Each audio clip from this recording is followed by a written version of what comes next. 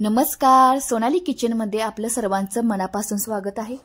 तर आपण आज तयार करत आहोत उडपी टाइप सांबर, घरच्या घरी एकदम टेस्टी असं।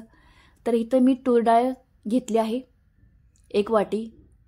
ती स्वच्छ धुवून घ्यायची एकदा आणि धुवून घेतल्यानंतर अर्धा तासासाठी भिजत ठेवायचं आणि नंतरच ह्याचा सांबर करायला घेणार आहोत। अगदी हॉटेलमध्ये असतं त्याच्यापेक्षा भारी म्हटलं तर चालतं, घरच्या घरी सांबर तयार करत आहोत। इथं साहित्य घेतलं आहे सर्व कट करून। तर हे साहित्य तुम्हाला फोडणी देताना सांगते काय काय घेतलं आहे। तर कुकरमध्ये आपण सांबर तयार करणार आहोत। तर शेगडी ठेवला आहे कुकर, त्यामध्ये घालून घ्या तेल। तेल तापल्यानंतर घालायचे त्यामध्ये मोहरी, कढीपत्ता, हे मेथीचे दाणे 1 चमचा, लाल मिरच्या 2 घेतल्या आहेत, जिरे घालून घ्यायचे, हिंग पावडर। तर हे साहित्य थोडंसं परतून घेऊया। अगदी फेमस असलेलं उडपी सांबर आपण घरच्या घरी तयार करत आहोत। तर 2 मीडियम साईजचे कांदे कट करून घेतलेत चौकोनी आकारामध्ये, जसं तुम्ही व्हिडिओमध्ये बघत आहात। 1 टमाटर घेतला आहे कट करून, तोही मोठा मोठाच कट करून घेतला आहे। सांबारमध्ये बऱ्यापैकी भाज्या हा मोठ्याच असतात। बटाटा घेतला आहे 1 मोठा होता बटाटा, त्याची साल काढून मी मीडियम साईजमध्ये अशा कट करून घेतला आहे। 2 गाजर घेतल्यात कट करून, भोपळा घेतला, भोपळा आहे तो दुधी भोपळा आहे, भेंडी 2 भेंड्या घेतल्यात कट करून आणि 1 शिमला मिरची।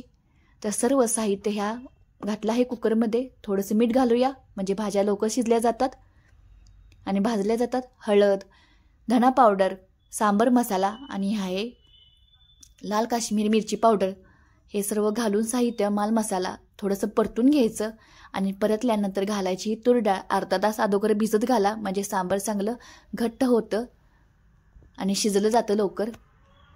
लसूण घातला आहे ह्यामध्ये आणि थोडंसं 2 मिनिटं शिजवलं की नंतर ह्यामध्ये घालायचं गरम पाणी घाला, कसुरी मेथी आणि आता कुकरचं झाकण लावून आपण ह्याच्या आता 5 शिट्ट्या करून घेणार आहोत। तर हे सांबर आपण थोडंसं हलवून घ्यायचं, मिक्स करून घ्यायचं। मस्त असं पातळ असं सांबर तयार झालं आहे घरच्या घरी उडपी सांबर, हॉटेलपेक्षा भारी। त्यामध्ये घातला आहे गूळ आणि हे आहे आमसूल। 5 ते 10 मिनिटं हे उकळून द्यायचं आणि त्यावर मारून आता तडका देणार आहोत। त्यावर तेल ठेवले गरम करायला, त्यामध्ये घातल्या 3-4 लसणाच्या पाकळ्या कट करून, ही आहे आपली बेडगी मिरची। तर हे दोन्ही साहित्य भाजल्यानंतर आता हा तडका देऊया ह्या सांबरला।